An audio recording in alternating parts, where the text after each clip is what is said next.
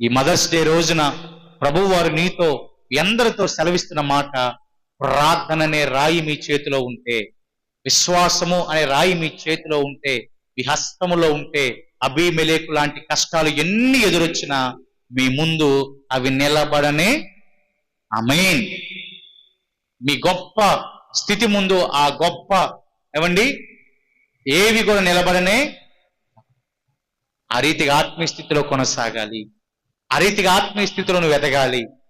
అలా ఎదగాలంటే ప్రభునకు ప్రార్థన చేయాలని, ఇంకా ప్రార్థనా శక్తితో నింపబడాలని, ప్రార్థన ఆత్మతో నింపబడాలని, ప్రార్థనా బలముతో నింపబడాలండి.